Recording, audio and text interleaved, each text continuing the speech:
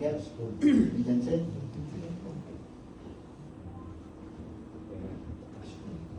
Praise God.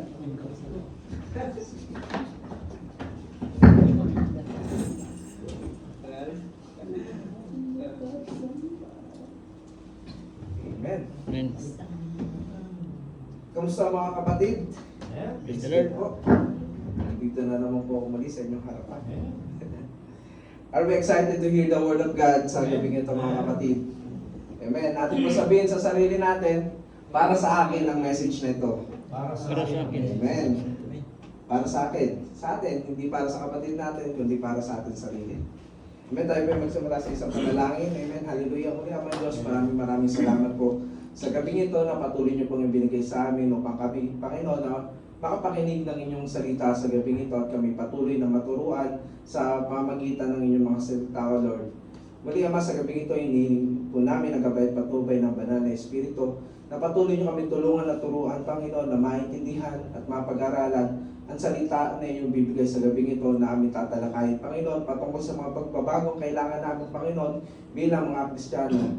Lord, palambutin niyo po ang aming mga puso, Panginoon. Tulungan at turuan niyo po kami na tumimo ito sa aming mga puso, Panginoon, at maisabuhay namin sa aming mga pamumuhay. Uli Ama Diyos, tulungan at turuan niyo po ako, Panginoon, na mailathala ang iyong mga salita sa gabing ito na kailangan po ang mapapurihan, Panginoon, at maparangalan. Guide niyo, Holy Spirit, itago niyo lamang po ako sa inyong likuran. Ito po aking panalangin. Pasalamat, papuri, pagsamba sa tanging pangalan po ng inyong anak na aming Panginoon Kristo. Amen. Amen. Praise God. So tayo mga kapatid, kung matatandaan niyo po, nasa series po tayo ng isang topic po ngayon na ang pagbabagong kailangan. Yun, ito po. Nasa series po tayo ngayon na mga pagbabagong kailangan ng isang Kristiyano. Babasa po natin ang text sa John 14 verse 21 to 24. Nauna na po ito na italakay ng ating kapatid na si Kuya Edmer at sumunod po si Kuya Ray last week lang po. So mga pagbabagong kailangan sa ating mga Kristiyano na inaasahan po ng ating Panginoong Hesukristo. Simula nung tinanggap natin siya at pinanampalatayaan natin natin na siya ang ating Diyos at tagapagligtas. Remember mga kapatid na yung mga apostol noong panahon niya, nung tinawag niya mga ito'y sumunod sa kanya at manampalataya.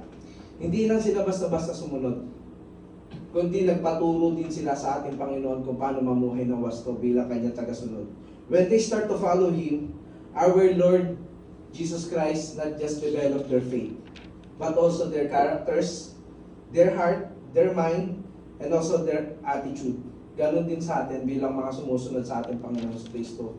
Sa panahon natin ngayon, naasahan ng Diyos na hahayaan natin siya na baguhin tayo sa ating pananampalataya sa Kanya. Tinuruan sila ng ating Panginoon kung paano mamuhay bilang tagasunod niya. Ganon din sa atin, simula nung tinanggap natin at pinanampalatayaan natin ang ating Panginoong Kristo, ito po ang inaasahan sa atin ng ating Panginoon. Mga pagbabagong kailangan sa ating pamumuhay simula nang tayo sumunod sa Kanya, according to His will, according sa mga salita niya na ating maririnig sa pang-araw-araw or tuwing dumadalo tayo sa mga gawain. May konting recap lamang po tayo mga kapatid. Sabi po dito, ang pananampalatayang Kristiyano ay hindi napapatunayan sa pamamagitan ng salita o panlabas na mga gawa lamang. Manapat tinitimbang ito ng Diyos sa mga nilalaman ng ating puso na isinasagawa naman natin sa ating mga buhay. Wika nga po ni Apostol Santiago, ang pananampalatayang wala namang gawa ay pananampalatayang patay. At inihalin tulad pa niya ito sa pananampalataya ng demonyo. Dahil dito ang pananampalataya ay sukat magbunsod ng pagbabago sa isang tao. Ang mga ito ay pagbabagong inaasahan ng Diyos mula sa ating lahat. Yun po, sa bagong taon, February na agad, ating muling alalahanin ang mga pagbabagong inaasahan ng Diyos mula sa atin. Magsimula tayo sa pagbabasa po ng John 14, 21, 24. So mamaya po babasahin natin yan. So totoo po mga kapatid, no? May pagbabagong inaasahan po ang ating Panginoon sa atin. Totoo po mga kapatid na the abundance of the heart, the mouth speak. At hindi po lahat ng mabubuting salita o gawa ay bukal mula sa ating puso. Kasi minsan may ginagawa tayo na napipilitan lang tayo. para maipakita lamang natin sa mga kapatid na ginagawa natin ang isang bagay. Kaya mas tinitimbang ng ating Diyos ang nilalaman ng ating puso kaysa sa mga ginagawa lamang natin. Kaya dapat mas maganda, mas mainam na bago natin gawin, bukal sa ating puso. Kasi kung hindi bukal ito sa ating puso, magkakasala lamang po tayo. So ang pananampalatayang walang gawa, pananampalatayang patay. Sapagkat kung tunay po ang ating paniniwala, ang ating pananampalataya, magkakaroon tayo ng takot sa Diyos. Na mas pipiliin natin na hindi magkasala at patuloy pa rin tayo at hindi rin po natin nahayaan na patuloy tayo sa paggawa ng kasamaan. God expecting us na matransform ang buhay natin sa pamamagitan ng pagsunod natin sa Kanya. That's why ang sinabi ng apostol dito, ang pananampalatayang walang gawa ay pananampalatayang patay dahil ihalin tulad niya pa sa demonyo. The which is ang demonyo, nananampalataya at naniniwala siya na may Diyos. Naniniwala siya na ang ating Panginoong Jesucristo ay Diyos. Pero patuloy pa rin siyang namumuhay sa kasalanan. So, ito po yung sinasabi sa 1 John po, di ba? Ang tumatanggap sa mga utos ko at tumutupad nito ay siyang umiibig sa akin. Ang umiibig sa akin ay iibigin ng aking Ama. Iibigin ko rin siya at ako'y lubos na magpapakilala sa kanya. Tinanong siya ni Judas, hindi po si Judas Iscariote, Panginoon, bakit po sa amin lamang kayo magpapakilala ng lubusan at hindi sa sanlibutan? Sumagot si Jesus, ang umiibig sa akin ay tumutupad ng aking salita. Iibigin siya ng aking Ama at kami tatahan at mananatili sa Kanya. Ang tumutupad sa aking mga salita, ang hindi tumutupad sa aking mga salita ay hindi umiibig sa akin. Ang salitang narinig nyo ay hindi sa akin, kundi sa Ama na nagsugo sa akin. So dito po mga kapatid, makikita nyo na nilagyan ko po ng highlights yung verse 21 na sabi, ang tumatanggap sa mga utos ko at tumutupad nito ang siyang umiibig sa akin. Amen po. Sapagkat hindi po lahat ng tumatanggap ay sumusunod. Hindi po lahat na nakarinig is tumutupad sa mga utos ng Panginoon. Kaya hindi po lahat tunay na umiibig. Hindi po lahat ng tumanggap is masasabi natin tunay na umiibig. Hindi lahat na nagsasabing Christian or Christian ako, masasabi din po natin tunay na Kristiyano. Sapagkat meron pa rin po mga taong mas gusto mamuhay sa laman kaysa sumunod sa sinasabi ng ating Panginoon. So, i-remind ko lang po kayo ulit mga kapatid, being a Christian is not about being a part of a religion. Hindi tayo part ng isang religion bilang isang Kristiyano. But being a Christian is being a part of follower of Christ. And if you're considering yourself as a follower of Christ, mga kapatid, you must take up your own cross and follow Him. You will endure the pain of discipline to your life sa ating buhay. You will endure the process sa pagsunod sa Kanya, sa pagbabagong gagawin niya sa buhay mo o sa buhay natin. Kung talaga inaako natin na tayo'y tagasunod ng ating Panginoon, bawat salita na ating maririnig na makakapagpabago sa ating buhay, ito'y ating tatanggapin at ito'y buong puso natin na susundin sa tulong at gabay ng banal na Espiritu. Dito po yung unang part po na talakay dito na nakaraan, controlling question natin, ano nga po ba ang mga pagbabagong inaasahan ng Diyos mula sa atin? Dito po una na talakay, inaasahan po ng Diyos na siya ang tunay nating iibigin. Isa ito sa mga pagbabagong inaasahan po sa atin ng ating Panginoon, ng ating Diyos, na siya ang tunay nating iibigin. Sabi po dito, ang pag-ibig at pagsunod. Yung nabasa po natin kanina, ang tumatanggap sa mga utos ko at tumutupad dito, ang siyang umiibig sa akin. At sabi naman po sa verse 24, ang hindi tumutupad sa aking mga salita ay hindi umiibig sa akin. Dito po natalakay ng ating kapatid na nilalaman ng ating puso. What's inside in our hearts will reflect in our life. Kung ano yung nilalaman ng ating puso, siya rin ang ating gagawin. Siyang magre-reflect sa ating pamumuhay. And we cannot serve two masters. Ika nga, dyan sa topic na yan. Di natin pwede paglingkuran ang dalawang master. You will love the first and you will despise the other. We cannot say na mahal natin si Lord, pero mahal pa din natin ang mga bagay dito sa mundo. We cannot do that, mga kapatid. So we need to search our heart kung saan ba talaga ang yaman natin, kung masiibigin ba natin ang yaman dito sa lupa na nabubulok, o mag-iimpok tayo sa langit sa pamamagitan ng ating sa pagsunod ng ating Panginoong Jesucristo. Pagkat ang sabi nga po dito, ang siyang tumutupad sa kanyang mga utos, ang siyang tunay na umiibig sa kanya. Meaning, masasabi lamang natin na tunay ang ating pag-ibig sa ating Panginoong Jesus kung tinutupad natin ang kanyang mga utos. Kaya ang sabi nga, noong nakaraan, di ba, receiving, obeying equals to love. So give your effort, mga kapatid.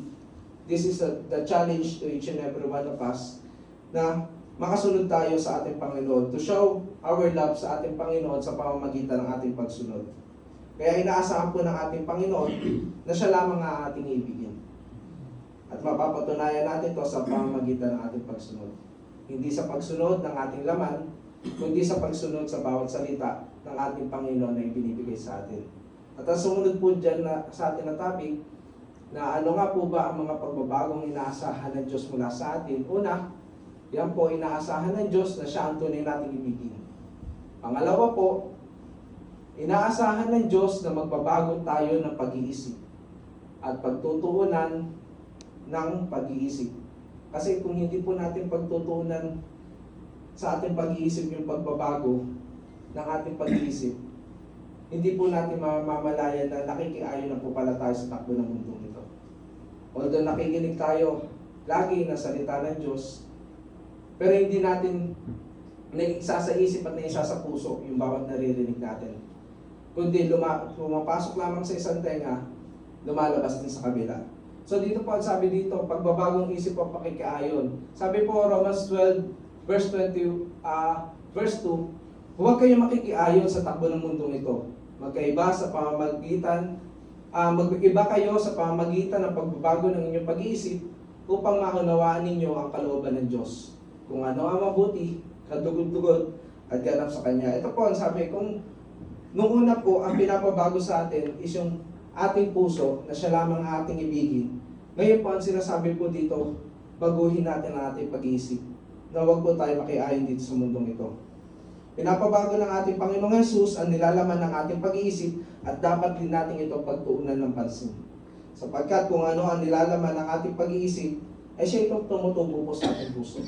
Gaya nga po ng message natin last time sa Sector 9, kung ano yung nakikita natin, siya pumapasok sa ating isip at tumutubo sa ating puso. So kailangan po natin pagtuunan ng pansin ang ating pag-iisip, na sa gayon ang bawat naiisip natin ay siya tumubo sa ating puso. Yun po, we have to change our mind according to the will of the Lord.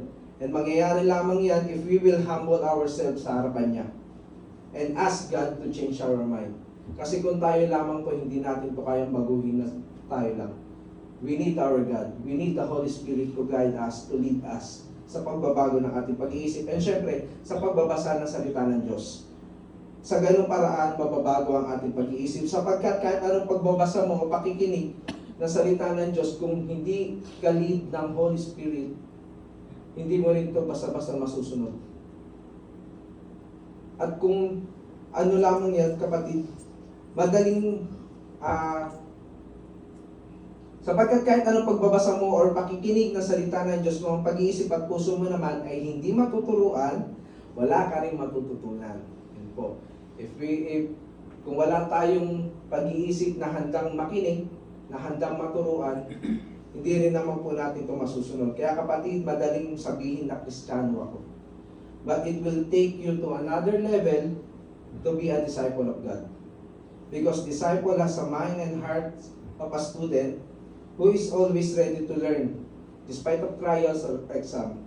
Remember kapatid, God will test you, so that your test tomorrow will become your test today will become your testimony for tomorrow. Yun po, paulit-ulit natin naririnig yung salita na yun sapagkat yun po ang totoo. Naitetest tayo ng ating Diyos sa araw na ito para lahat ng test natin is magiging testify natin sa araw ng bukas at may papatotoo natin ito sa mga bagong mananampalataya. So be a disciple, kapatid. Humble yourself in front of God and ask Him to discipline you as His disciple. Huwag ka nang makiayon sa takbo ng buhay na ito. Sabi nga po, nung nakaraan na open ni Kuya Ray, ang pagiging Father's hand ng ating Diyos, na siya ang naguhulma sa atin. Siya ang mumuhulma sa atin. So, when we accept our Lord Jesus Christ as our God and Savior, He is expecting each and every one of us na magpapahulma tayo sa Kanya. Habang sumusunod tayo sa Kanya, God is expecting us to be transformed. That's why let God to transform you. Let His will, and we will not, let His will na mabago ang buhay mo. Sa ngayon, hindi po natin maintindihan yung bawat test na pinagdaraanan natin, bawat sakit na nararanasan natin. But crushing will produce a wine. Crushing a grapes will produce a wine. So yung bawat crushing na naranasan natin ngayon is part of procedure na transformation na ginagawa sa atin ng Panginoon. So endure all the pain, or endure all the disciplines na naririnig na tatanggap natin sa ating mga kapatid sa pamamagitan ng salita ng Diyos. Be transformed, mga kapatid. Hindi rin tayo matratransform kung patuloy tayong magko-conform sa takbo ng buhay na ito, ng mundong ito. Kung patuloy tayo makikiayon sa takbo ng mundong ito, hindi rin tayo matatransform. So we must change our mind na hindi tayo makiayon sa takbo ng mundong ito. Bagkus, mas piliin natin sumunod kung ano ang gusto ng Panginoon at kung ano ang mga dapat baguhin niya sa atin. At patuloy tayo magpabago sa Kanya. And next po, dito na po tayo, ang topic natin, ano nga po ba ang mga pagbabagong inaasahan ng Diyos mula sa atin? Ito po, naasahan ng Diyos na mamuhay tayong malaya na sa kapangyarihan ng tukso at kasalanan. Natutokso pa po ba tayo, mga kapatid? Dumaranas pa po ba tayo ng mga pagtutokso? Amen po. Amen. Kasi hanggat nabubuhay tayo, patuloy at patuloy ang kaaway na tayo tuksohin at tayo mahulog sa kasalanan. Natutokso tayo as long as nabubuhay tayo. And that's why I will remind you again, mga kapatid, patungkol ulit doon sa dalawang salita na na-topic natin last time. 2 words na magbabago sa ating buhay. It is a yes or a no. 2 simple words and 1 simple question. It is a yes or no. It's either you will say yes to temptation or you will say no. So sabi nga natin last time, we must say no to temptation. We must say no to sin. We already have the authority sa ating buhay. We already have the authority sa ating flesh to say no. Because God is already renewed, reborn our spirit. Ang espiritu natin ngayon ay buhay. So we must say no to sin and reject our flesh kung ano yung mga kagustuhan niya. So sabi po dito, kahit na tayo ay mga Kristiyano na at nakipag-isa na sa Panginoong Hesus, kahit na nabago ang ating kahit nabago na ang ating mga pag-ibig at mga pag-iisip, habang tayo ay nasa katawan laman pa rin, atin pa rin mararamdaman ang mga tukso at akit ng mundo at mga udyok na naman. Ang karapatan at kapangyarihan, iwaksi o pagbigyang ito ay nasa atin na. Pinalaya na tayo mula sa kapangyarihan ng kasalanan at kaya na natin lumakad sa panibagong buhay sa Panginoong Hesus. So ito po, sinabi po ulit, di ba? Na tayo may kapangyarihan na nasa atin yung kapasyahan. Kung magpapaakit pa rin ba tayo doon sa tukso or tatanggihan natin ito. Dahil yun nga, habang tayo nabubuhay, patuloy tayong tutuksoin. This world ay punong-puno ng mga bagay na pang-akit sa atin. The things that entice us para magkasala.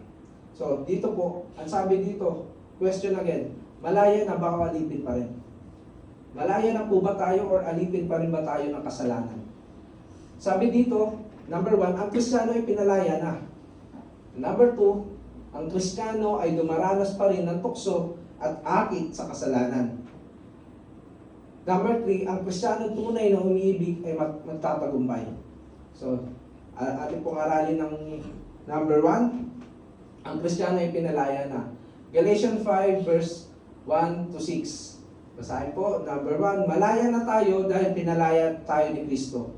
Kaya magpakatatag kayo at huwag nang paalipin pang muli.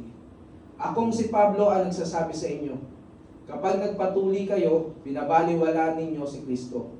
Inuulit ko, ang lahat ng taong nagpatuli ay kailangan sumunod sa buong kautusan. Kayo'y nagsisikap na maging matuwid sa pamamagitan ng pagtupad sa kautusan. Inihiwalay ninyo ang inyong sarili kay Kristo at tinatanggihan ninyo ang kagandahang loob ng Diyos. Ngunit kami umaasa na kami magiging matuwid sa pamamagitan ng pananampalataya at ito'y sa kapangyarihan ng Espiritu Santo.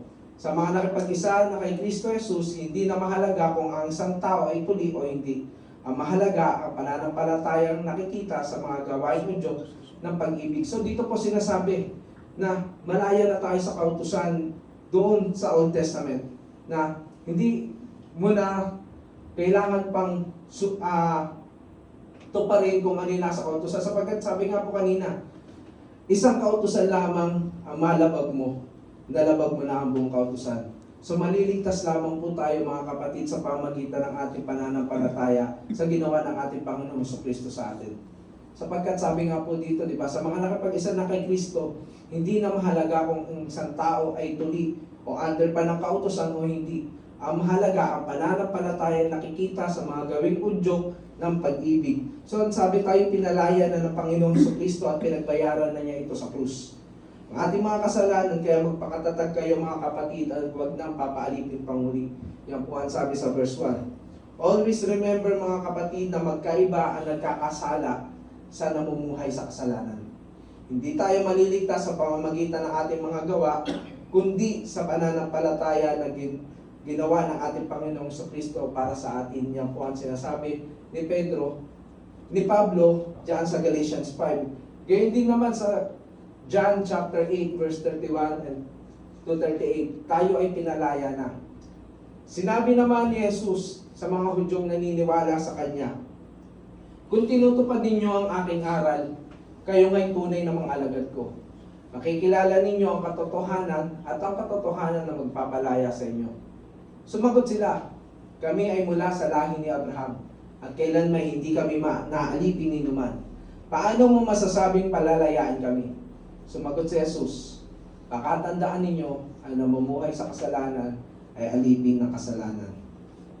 So dito mga kapatid, parang tayo rin ito dati, nung tayo hindi pa mananampalataya. Hindi natin alam na tayo pala ay alipin ng kasalanan. Di natin alam na ang kasalanan ang naghahari sa ating pamumuhay. Di ba namumuhay tayo doon na puno ng kasamaan without conviction? Na patuloy tayong gumagawa ng kasalanan na hindi natin alam na kasalanan pala yun. Or alaman natin na kasalanan pero masaya tayong ginagawa natin yun. Without any regrets na wala tayong pakialam sa sasabihin ng ibang tao sa pamumuhay natin. Sabi nga nila, YOLO, you only live once. Kaya dapat daw, mamuhay ka ng masaya, sulitin mo ang pamumuhay mo.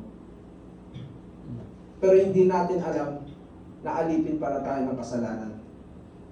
So, dito, ang inaano ng ating Panginoon Jesucristo na tayo pinalaya na sa kasalanan.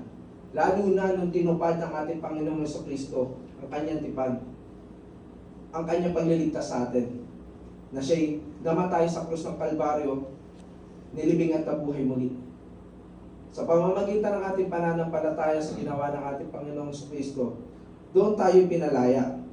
So, doon hindi pa natin naaalam kung ano ang katotohanan, kung hindi pa natin nakikilala ang Panginoong Jesucristo, patuloy tayo sa paggawa at namumuhay tayo sa kasalanan.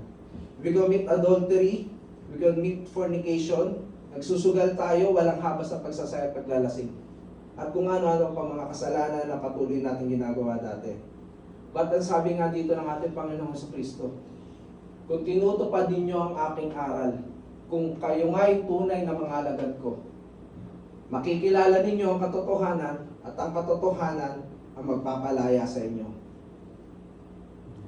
Nung nalaman natin ang Panginoong Jesucristo ay namatay para sa ating mga kasalanan at tinubos tayo sa pagkalipin sa kasalanan, doon natin namalaya na lahat pala ng ginawa natin ng mga nakaraan sa ating pamumuhay sa kasalanan. When we know the truth set us free. And the truth is our Lord Jesus Christ, because He is the way, the truth, and the life. Siya mismo ang nagsabi, no one comes to the Father except through Him. Nabuksan ang ating mga pag-iisip na ang mga nagawa natin sa kamalian. Doon pa lang sa part na na-realize mo na kasalanan ang ginawa mo, na pagkakamali ang ginawa mo, doon pa lang ligtas ka na. Doon pa lang hindi ka nabulag sa kasalanan ng mga nagawa mo. The Lord Jesus Christ set us free when we accept Him as our Lord and Savior. Kaya sabi dito, malaya ka na kapatid. Use your freedom to follow Christ. Use your freedom to choose Him over this world. Piliin natin yung kalayaan na tinanggap natin. Piliin natin sumunod sa ating Panginoong Jesucristo at malaya na tayo sa pagkaalipin sa kasalanan. Sumunod, malaya na ba o alipin pa rin? Ang Kristiyano ay dumaranas pa rin ng tukso at akit ng kasalanan. Sabi po dito, natutokso pa rin. Sinasabi ko sa inyo, ang Espiritu ang gawin niyong patnubay sa inyong buhay at hindi kayo magiging alipin ng hilig na laman. Sapagkat ang mga nasa na laman ay laban sa kalooban ng Espiritu. At ang kalooban ng Espiritu ay laban sa mga nasa na laman. Lagi naglalaban ng dalawang ito kaya't hindi ninyo magagawa ang nais ninyong gawin. Kung pinapatnubayan kayo ng Espiritu, wala na kayo sa ilalim ng kautusan. So dito mga kapatid, napakalinaw that there is a war happening in our life. In our Christian life, may nangyayaring digmaan sa ating pamumuhay. Sa ating mismong sarili. Sapagkat ang Espiritu sinasabi sa atin, wag natin gawin. Pero ang laman natin, inuudyokan tayo na gawin natin. Malinaw na malinaw ang sinasabi na ang laman ay laban sa kalooban ng Espiritu at ang Espiritu ay laban sa laman. That's why we need Holy Spirit sa ating buhay. Kasi kung tayo lang matatalo tayo. Patuloy pa rin tayong paulit-ulit na gagawin yung mga dati natin pagkakasala. Magkakasala tayo, pero hindi pa rin yung excuse para mamuhay tayo sa kasalanan, mga kapatid. Diba? Magkaiba yung nagkasala ka lang sa namumuhay ka sa kasalanan. If you're still living in sin, it's either hindi mo pa rin talaga naiintindihan ang kaligtasan at kalayaan na natanggap mo, or mas kagustuhan mo pa rin piliin yung layo ng laman mo. Kasi nga, alam natin na pinalaya na tayo ng Panginoong Jesucristo sa pagkalipin sa kasalanan. So kung patuloy ka pa rin mamumuhay sa kasalanan, choice mo na yan. Hindi mo hinahayaan na ilit ka ng Holy Spirit na baguhin ka sa pamumuhay mo. We must search our hearts, mga kapatid. Our mind and our hearts. Kung ano ba talaga priority natin. Yung pagsunod natin sa ating Panginoon o yung sundin natin yung sarili natin laman. Yes, natutokso pa rin tayo. Pero nasa sa atin yun kung we will say yes or we will say no. Let the Lord Jesus Christ change you. Ask Him to help you and He will help you. We already have the authority over our flesh, mga kapatid. Simula nung na-born again tayo, simula nung nabuhay tayo sa Espiritu. Nasa pagpili na lamang natin niya whether it is a yes or no.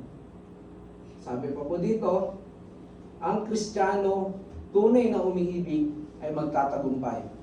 Romans 8, chapter 8, verse 31 to 39. Tiyak ang tagumpay.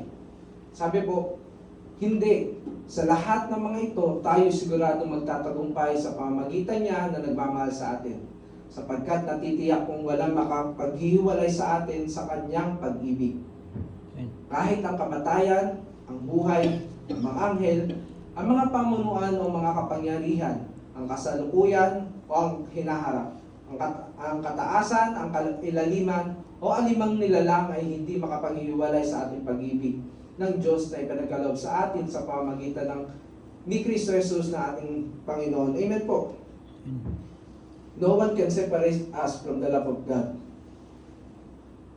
Wala makapaghiwalay sa atin. Kahit simula pa nung unang-una na nagkasala ang tao, doon pa lang sa part na nilabas sa Eden ng tao upang hindi na makakain ng prutas na nagbibigay buhay. Doon pa lang, may makikita na natin yung pagmamahal ng Diyos sa atin na gusto niya tayong ibalik sa original nating kalagayan, sa kanyang wangis. Gusto niyang ibalik tayo doon. Kaya niya inalis doon sila Adam and Eve para iparanas sa atin yung kanyang pag-ibig na mailigtas tayo, makasama niya tayo muli. Tiyak ang ating tagumpay pagdating sa tukso at kasalanan, mga kapatid, sapagkat wala ngang makapaghihiwalay sa atin sa kanyang pag-ibig. God truly loved us, that He gave His only begotten Son, that whosoever believe in Him shall not perish but have an everlasting life.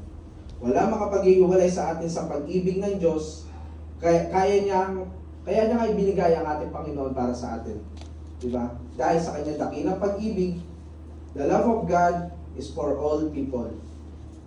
But not all people love God. And that's the truth. Laging nasa nguso pero wala sa puso. Sinasabi madalas, mahal ko ang Lord, kilala ko ang Diyos, pero hindi natin hinahayaan na maghari siya sa ating buhay. Yes, they know that there is God. They believe that there is God. But none of them want God to be their God. Yan nga po ang sinasabi. At naniniwala silang may Diyos, ngunit tayo nilang tanggapin na ang Diyos, kailangan nila ang Diyos sa kanilang buhay. Yes, nothing can separate us from God. Ayan nga po yung nakalagay sa Scripture. Wala makapaghihiwalay sa atin sa pag-ibig ng Diyos except ourselves, sa ating sarili. God offer us His grace, His love. Pero kung patuloy tayong gagawa ng kasamaan, patuloy tayong lumalayo sa pag-ibig niya para sa atin. Tayo mismo ang gumagawa ng dahilan para makalayo tayo sa ating Panginoon. Our own decision, our own desire to reject Him that keep us away from His love. Tayo mismo ang lumalayo sa pagmamahal na inaalay ng ating Panginoong Hesus. Our God is not just full of love, but also our God is just. God of justice. He is not a God of tolerance, but a God of patience. He will not tolerate us to do sin. Hindi niya tayo haya mamuhay sa kasalanan na walang pagdisiplina. Our God is full of patience. Sa kabila ng ating pagkakasala, patuloy pa rin niya tayo pinagpapasensyahan dahil matagal nang pinagbayaran ng ating Panginoong Kristo ang kaparusahan na dapat tayo at tumanggap 2,000 years ago. That's why if you're still committing adultery, fornication, nakikipag-chat ka pa rin sa iba na hindi mo naman partner, nagsusugal ka pa rin, naglalasing, gumagawa ka pa rin ng mga immorality,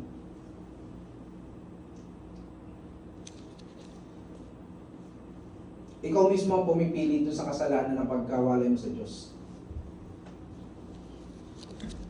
Sabi nga, God is already set you free. When will you prioritize God and stop living in sin? Remember again, magkaiba ang nagkakasala sa namumuhay sa kasalanan. Tiyak ang pagtatagumpay sa kasalanan dahil matagal na tayong pinalaya dyan. So, it's on your own will, your own desire kung bakit hanggang ngayon, hindi ka pa rin nakakaalis sa mga bagay na gumagapos sa'yo. Again, pinalaya na tayo ng ating Panginoon, so let yourself be free. Palayain mo ang sarili mo, kapatid. Kasi kung sinasabi mo na ito yung gumagapos sa atin, matagal ka na pinalaya dyan ng Panginoon. Nasa decision mo na lamang yan kung gusto mo lumaya sa bagay na yun. So set yourself free, kapatid. Holy Spirit is with you. He will guide you, He will lead you. Yes, nandyan yung kaaway na patuloy niya ipapaalala sa iyo yung buhay mo sa nakaraan. Gagamit siya ng ibang tao para akitin ka muli. Gagamit siya ng ibang tao para patuloy kang may balik doon sa nakaraan mo, maipalala yun sa nakaraan mo. But Holy Spirit is with you. This world will call you by your past, but our God will call you by your name. So makinig ka lamang sa sinasabi ng Diyos sa iyo at huwag yung sa sinasabi ng kaaway. And last, ano nga po ba ang mga pagbabagong inaasahan ng Diyos mula sa atin? Una, inaasahan ng Diyos na siya ang tunay nating ibigin. Pangalawa, inaasahan ng Diyos na magbabago tayo ng pag-iisip at pagtutunan ang ating pag-iisip. Pangatlo, inaasahan ng Diyos na mamuhay tayong malaya na sa kapangyarihan ng tukso at kasalanan. At pang-apat, pagtatapos. Apo. Sabi, malaya pong ipinagkaloob ng Diyos ang kaligtasan sa sinumang mananampalataya sa Panginoon Hesus. Pagkatapos nito, ang buhay Kristiyano ay kailangang pagpasyahan ng bawat isa sa atin upang may pamuhay ng wasto at matagumpay. Amen. The decision is with us. We have free will. Kung mamumuhay tayo ng wasto at matagumpay, o mamumuhay pa rin tayo sa nakaraan. Ang pagbabago ay dulot ng bawat pagpasya ng pag-ibig sa Panginoong Hesus. Bawat pasya ng pag-ibig sa Panginoong Hesus, pagbabagong isip at pamumuhay na malaya sa mga tukso at kasalanan ng buhay. Yes, nandyan ang tukso. Nandyan ang kasalanan. Magkaiba nga yung namumuhay sa nagkakasala-ala. Pero alam natin na every time na magkakasala tayo, every time na gumagawa tayo ng kasalanan, it is our own choice. Hindi natin pwedeng sabihin by accident. We have free will. We have the Holy Spirit. We have our own mind kung ano yung itutugon natin doon sa mga bagay na kinakaharap natin. So kung magkasala man tayo, it is our own choice. Pero hindi yun excuse para mamuhay tayo sa kasalanan. Yes, God is already set us free. Pero hindi yun excuse para i-ano natin yung grace na ibinigay sa atin ng Panginoon para abusuhin. No, it's not. God wants us to change. Simula nung sumunod tayo sa ating Panginoong Jesucristo at nanampalataya tayo, siya'y namatay at nabuhay para sa ating kasalanan. Tinubos na niya tayo. God wants us to change according to His will, according to His word. Sa ating pagsunod sa Kanya, there are continue pruning sa ating buhay. May process ng pagbabago at ang process na yon ay masakit. So we must endure those disciplines na ating ma-experience habang tayo sumusunod sa ating Panginoon. Ibigin po natin tunay ang Panginoon at paglingkuran siya ng buong puso. Huwag katakutan ang pagbabago, sapagkat ito naman po ang kalooban ng ating Diyos. Mamuhay tayong may pananampalataya at pagsunod sa Panginoong Hesus. Sa gayon, tayo'y lubusang magbabago at makakapiling niya sa kanyang pagbabalik. Lahat tayo nasa procedure ng pagbabago. No one is perfect. So we must endure all the pain. Kailangan natin tiisin ang takbuhin. Malayo na pero malayo pa. Kung babalik tayo sa nakaraan natin pamumuhay, malaki na ang pagbabago sa atin. At marami pang babaguhin sa atin ng Panginoon. So get yourself ready, mga kapatid. Ready, ihanda mo ang sarili mo sa bawat pruning, pagtataba sa karakter natin na kanyang patuloy na tatanggalin. Unang-una, huwag niyong patitigasin ang inyong puso at ibaba ang pride. We have our own pride. At isa yan sa mga kasalanan na patuloy na nasa atin. Kaya we must humble ourselves in front of God and ask His help and guidance to lead us sa ating pamumuhay bilang kanyang tagasunod.